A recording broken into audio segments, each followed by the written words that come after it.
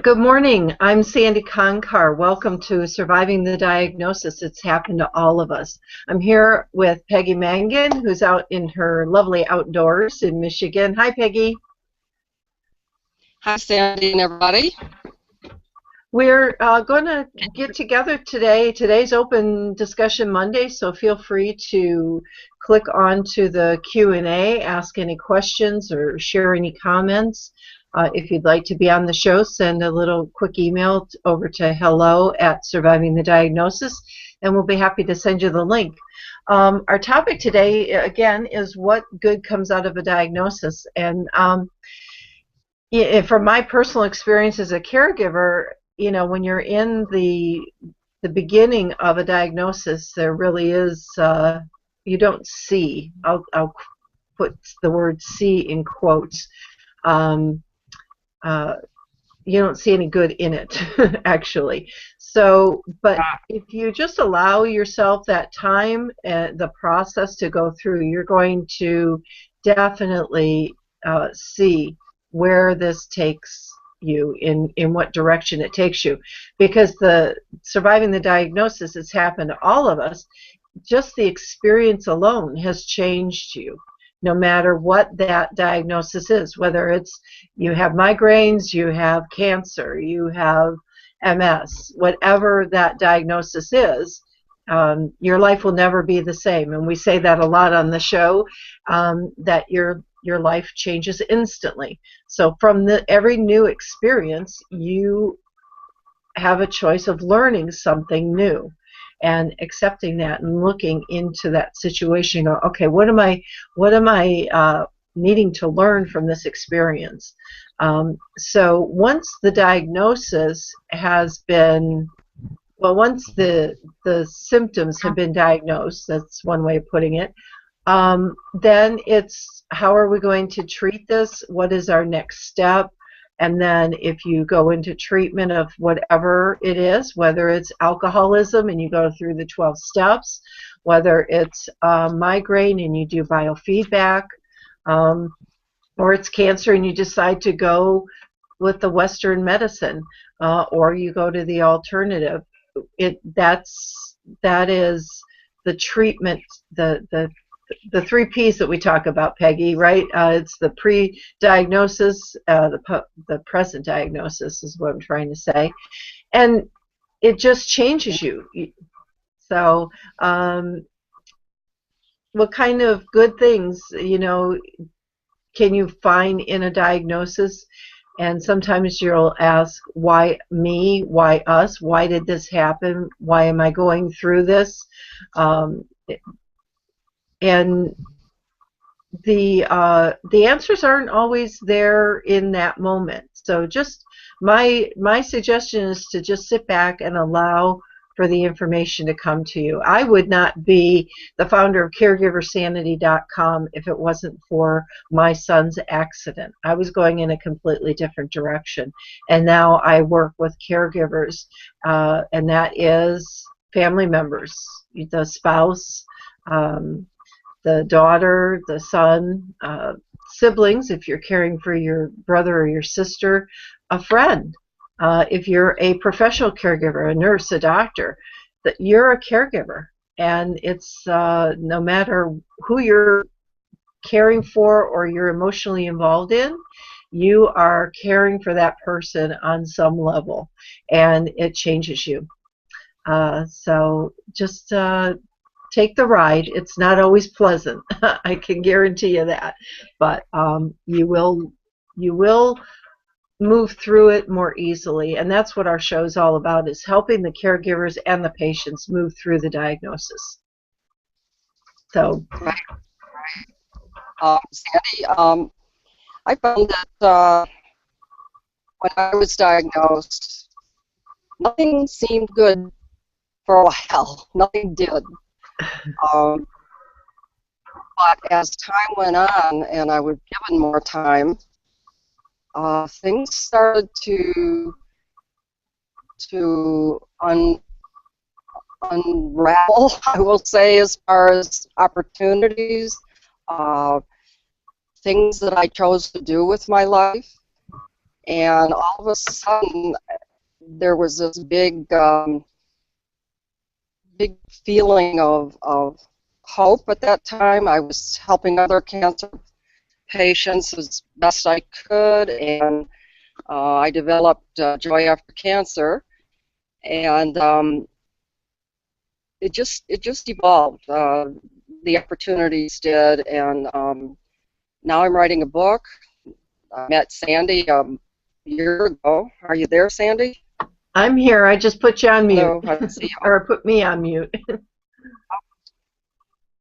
Okay, okay. Anyway, the opportunities that presented themselves were amazing because, like I said, writing the book is, I've been saying that, but I'm really actively back into it, hot and heavy, and I need to get it out there. I think it's going to be very valuable for other people to read. Mhm. And an opportunity I had, like I said, was to meet Sandy, and us doing our thing here together, surviving the diagnosis, um, learning all kinds of neat modalities, Reiki, EFT, matrix reimprinting, and meeting, oh my God, so many cool people. So yeah, I'd say I really gained um, from the diagnosis after a point. Um, and even if I re-examine what my life was like right after my bone transplant, I'd have to say, yeah, I even worrying about dying in 3 to 12 months. I learned to play the harp. I gained so many wonderful friends who played the harp, and went to so many conferences. And wow, getting in the music crowd is really an awesome thing. And I met the neatest people. So, and Well, also my music has yeah, music has a great the vibration just uplifts you. yeah, Yeah. I haven't played my harp a lot in the last year because I've been very busy getting, we're doing a lot of neat stuff with our business. But I went to a event recently where this guy played the crystal bowls, and you were supposed to determine where in your body you felt it and what it brought to your mind. And as he was doing that, he actually said they were, each one of them, he had 7, they were actually a whole octave. Say, for instance, C, D, E, F, G, A, B on my harp, and when I got home, I started playing just a chord, but those kind of link to the chakras, those sounds, those notes, and you can feel in your body what each note means to you. It's a cool thing. So yeah, learning to play the harp was also therapeutic for my body. The notes and G activate the thymus gland, and the thymus is responsible for putting out T cells, and T cells are the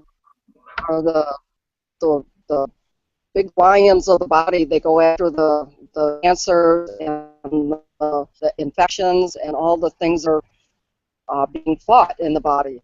And yeah, it's just you do something is what I thought maybe mundane is learning to play the harp, because I didn't learn it well. I'm not that good. You try to you try to learn to play that instrument. Let's see, I was 56 and chemo brains, and it was just a struggle. So anyway, I learned enough to play that chord, and it was awesome. Yeah. So Well, you're better at playing the harp than I am, Peggy. So, because I don't play. oh well, I can still get Danny Boy out on St. Patrick's Day. So That's a good thing. That's a good thing. But yeah, you know, But when you were at the beginning of your diagnosis, was it hard for you to find positive things in what was going on, or were you able to maybe reframe something that was said or done to make it uh, easier? yeah, I will tell you, and I'm going to speak the truth here. At first, and I think I was midway through the initial treatment, I was just totally devastated. Um, I'm a nurse, and I know what my diagnosis and prognosis meant medically, and I just kind of folded for a while. But then, Mhm. and I'll tell you the story. One of my friends, a nurse, and a doctor, actually, one of the doctors I work with, um, signed up to run a marathon in Hawaii for the leukemia, lymphoma um, programs. They run these races all over the world, and they both ran in my name. That really touched me, and the fact that these people were running 26.2 miles in my name, I thought, well, then I better get my ass up and work and try to live. Look what they're doing for me. And that's the honest truth. I decided right then and there, okay, got to get up, got to move. So when I was getting the bone marrow transplant, and the likelihood of someone dying is very great, um, either from the initial treatment or afterwards. It's very hard on the body. But what I did, I got my little nano thing, and I have a bunch of songs on there. And my husband and I traveled on our boat for 6 years prior to this. And I loved a lot of island songs and, of course, Jimmy Buffett songs. So every morning at sunrise, I got up out of that bed, and they said, if you want to live, you better get up and move. So I went down to what they called their kitchen, and the sun was rising every morning from that kitchen window. So I'd sit down there and play my tropical music and watch the sunrise. And that was just one thing I did to help get through that awful experience. And, well, it looks like it worked. Yes, definitely, definitely. Well, you know what? It's like taking. It's everything that you do, everything that you want. Whenever you want to make a change, it's baby steps and allowing yourself the time that it needs for you to get through whatever you're getting through or moving through. I don't want to say getting through because that's kind of sounds like you're trying to deal with something. And what we're all about is helping you move easily through whatever the experience is that you are experiencing.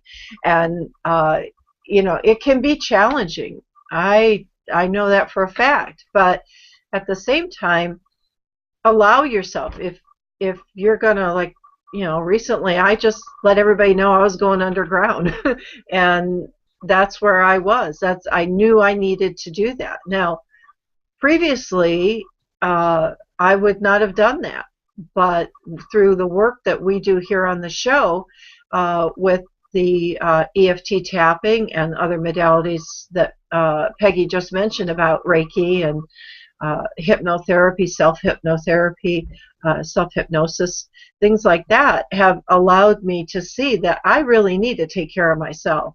And if I don't, then who is going to? I mean, now that doesn't negate the rock that my husband has been for me this last week, but I still need to take care of my body, and so I'm healthy and I can move on with life. So I just knew that I couldn't just you know what's the phrase, pull up by the bootstraps and keep going. I said screw that. I needed to have the time to work through everything, to move through the process. And so I did that. Normally, I wouldn't have done it, and I would presume, I don't know, but I would presume that, uh, had I not released some of the tension and the sadness and the anger and all of that, in a couple of years, I could be the one that's sick. So it's very important to release all that negativity out of your body the best you can. Now, obviously there were days that I didn't tap because I didn't feel like it. So, and that's okay. Um, so just that looking at the diagnosis and what gifts you've received, what you can receive from them. Um, and, even if it's like this minute is a great minute, look at the sun shining, you know, uh, the gift that a friend has come over. Maybe you haven't seen this friend for 10 years, and because you've been diagnosed with something, that friend shows up. And maybe that's what that diagnosis was meant to do, was to bring you together. So that's a gift in receiving a diagnosis.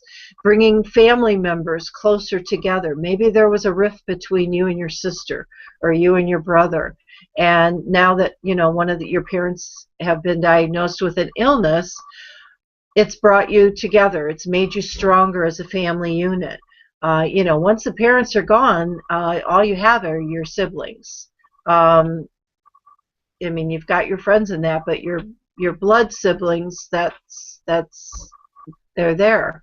So it would be nice if you could say that that's brought you together. Now, that doesn't always happen because everybody has challenges, are dealing with their life and their struggles, and just because somebody's sick doesn't mean it's going to automatically, you're going to be best siblings forever. No, that's may not happen, but it's the possibility that it will bring you together. It might even just take a moment for you to allow for you to think for a moment, well, okay, maybe I will put this behind me for now and talk to my sibling who I haven't talked to for years. It may or may not work, but it allowed the doors to open to possibility that um, that relationship could be healed. It doesn't mean it's going to heal overnight, but it gives that little grain of sand of opportunity to grow and just expand. So those are the types of gifts in the diagnosis, the little things that are going to happen. Maybe it's something that you've been wanting to leave your employment. You've been wanting to change your career, and you've never had the courage to do that before. And through a diagnosis, you may see that there are more important things in life than staying with that position that you're in.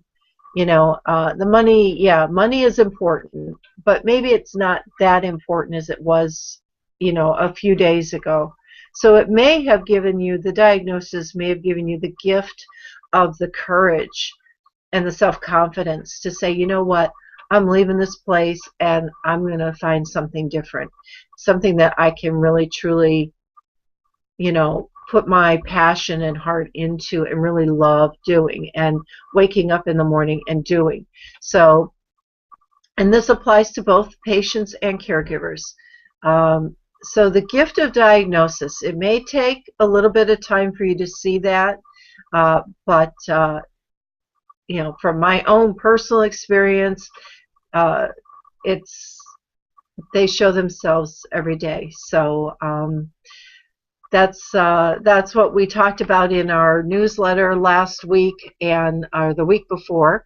And if you're interested in reading more with the newsletter, and I just lost my screen, so bear with me because I want to give out the URL for that newsletter. If you're interested in reading more, it's the newsletter.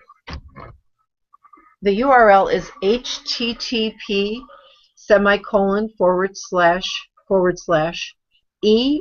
as in Edward, P as in Paul, URL.com/YEAYX. So I'll repeat that again. It's http semicolon / EE P as in Paul URL.com / YEAYX. And Peggy, got anything else that you want to share about the gifts of diagnosis?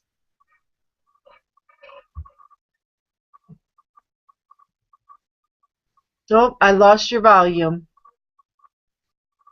Lost your volume on your phone. Can't hear you.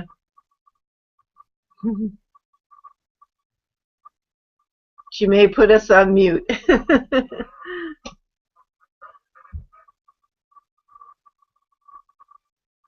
Let's see here.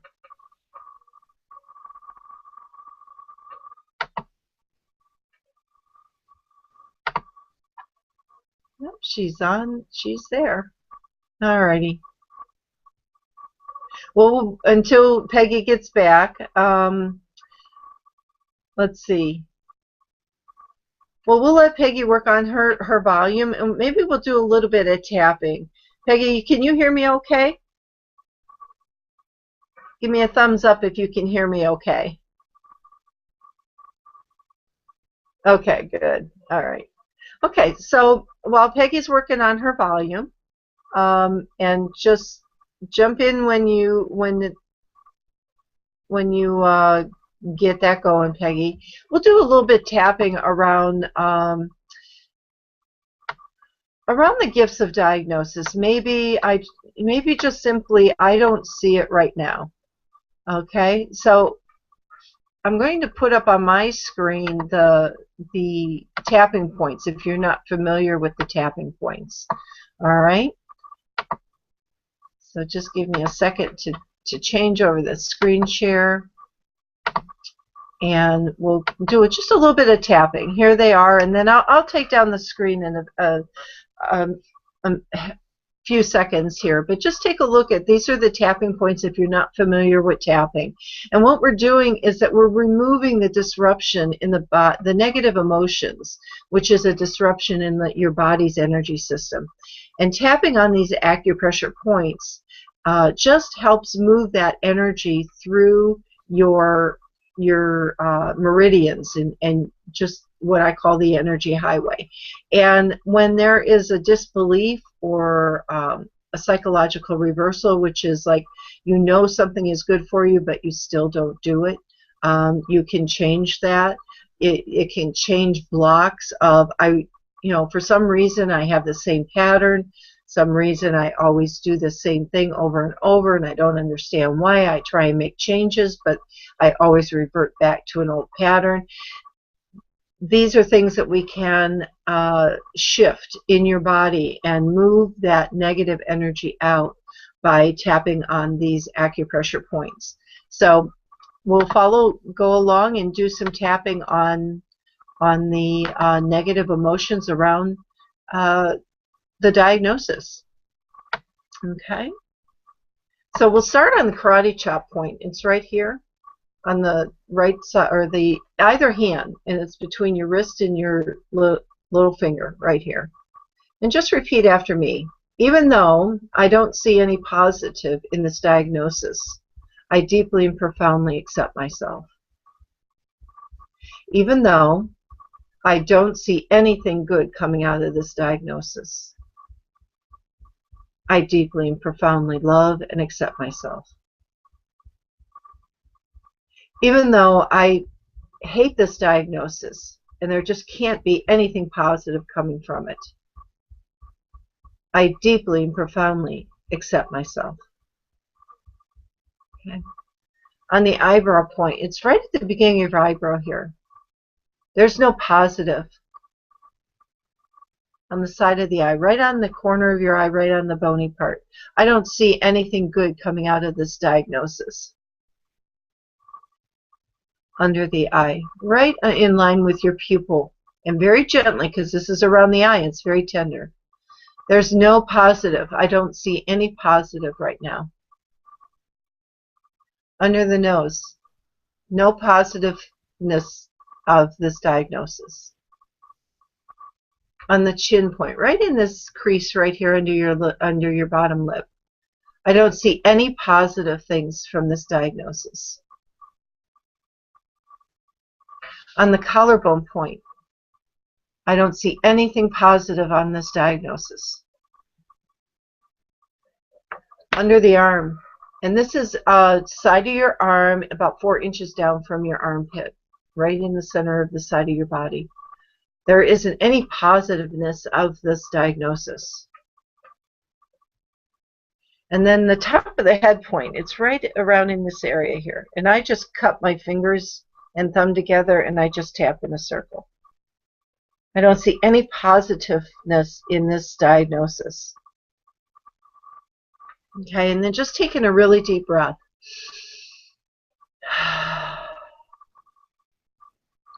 Okay. And what I didn't ask was, where was your 0 to 10 on the feeling of, I just don't see any positive feeling in this diagnosis. I don't see anything positive coming out of this. And you had like a 10?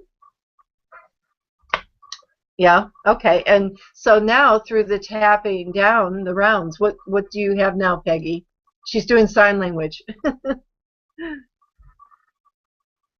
Is that a 5? Come back. 5?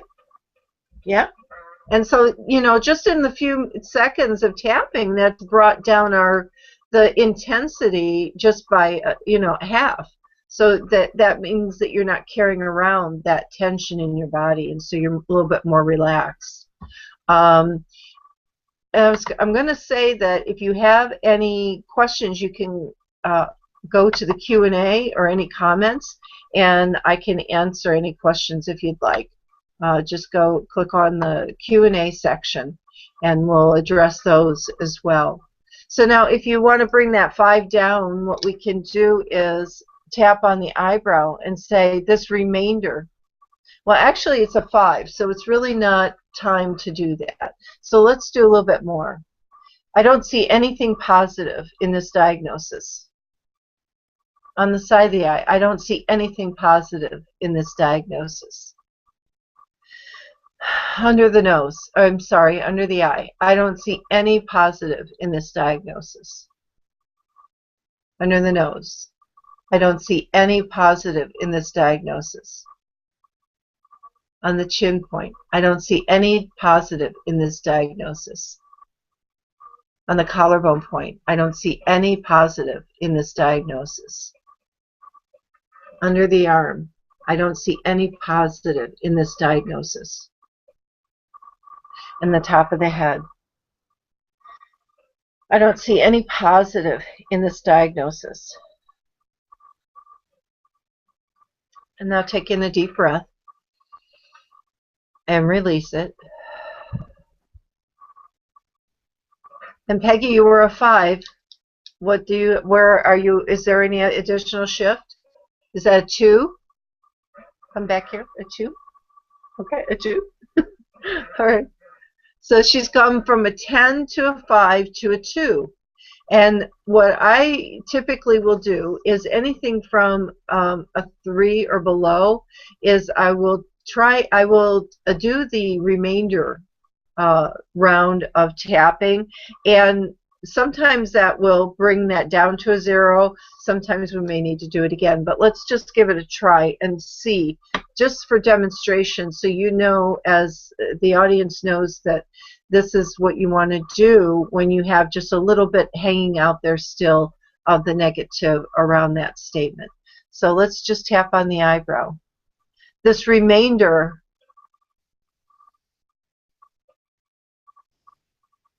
let's see, this remainder of not seeing any positive in this diagnosis.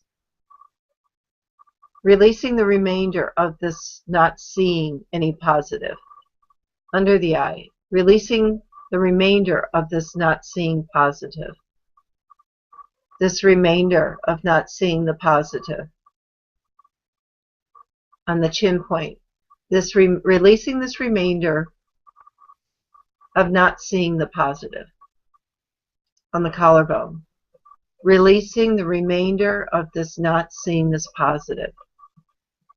under the arm, releasing the remainder of not seeing the positive. And the top of the head, releasing the remainder of not seeing the positive. And taking a real deep breath.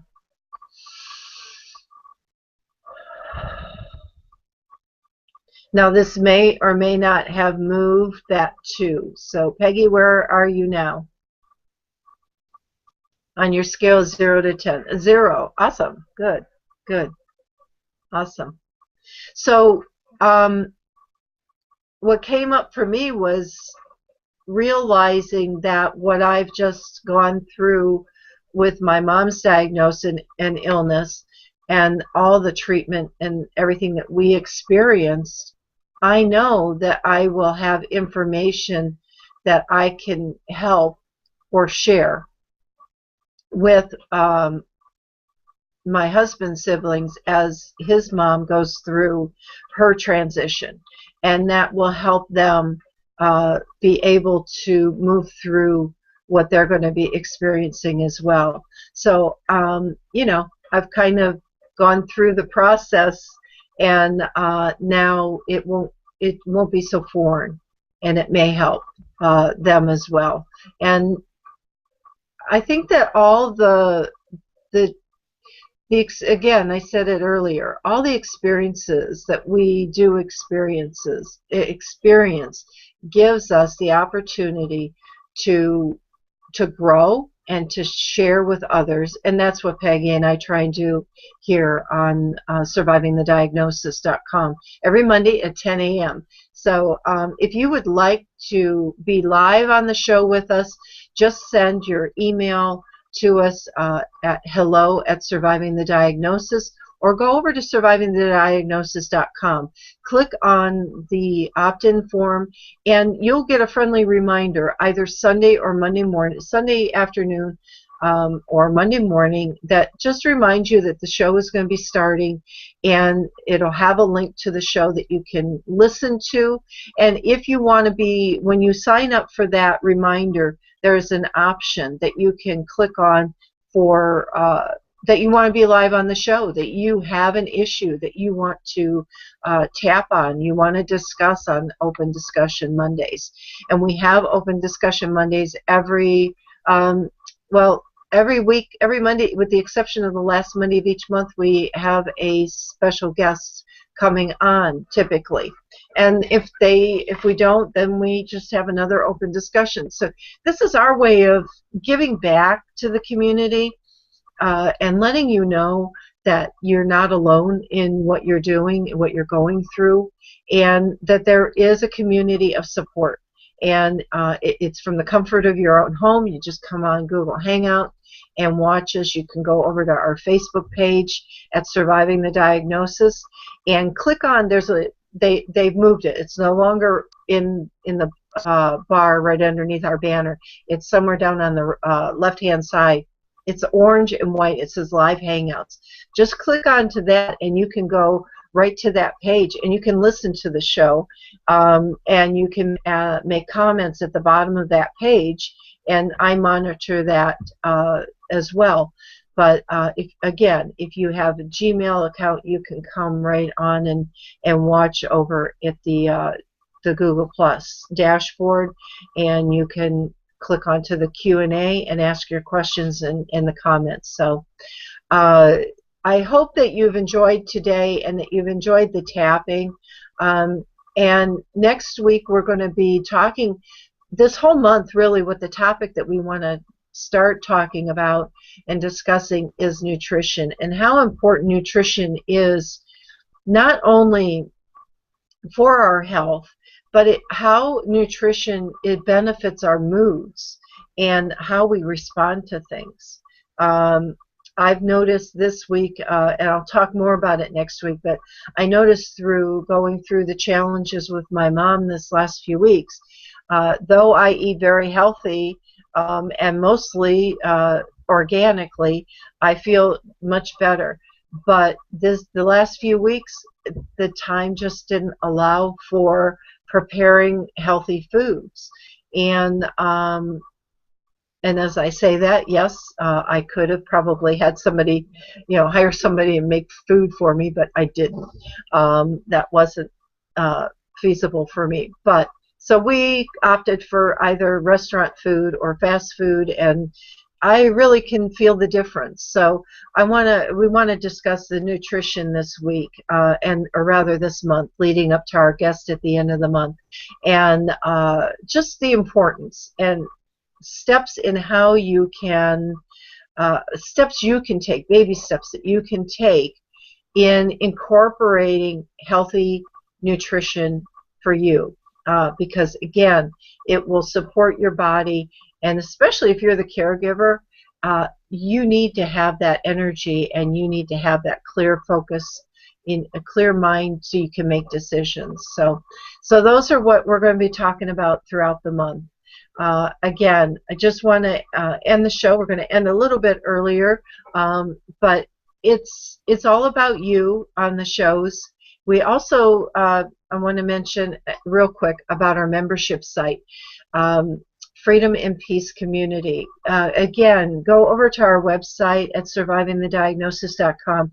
Join our monthly membership. We meet bi-weekly, the first Tuesday of each month and the third Thursday of each month with our group of members, and we just tap on what is what your blocks are, what you're challenged with. You could be coming to the show because you're angry and you just can't get through it yourself, and you need that support.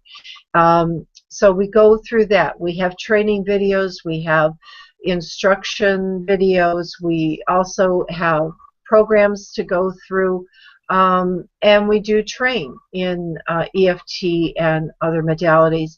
And Peggy also does matrix reimprinting in our membership site when we get together as a group on the Tuesdays and the Thursdays. So those are available to you, and we keep adding more information. We have a great library of information. So again, visit survivingthediagnosis.com, and we're here on Google Hangouts every Monday morning at 10 a.m. So just remember that your hopes and your desires are always within you, and they are obtainable. So have a great week, everyone. We'll talk to you soon. Bye-bye.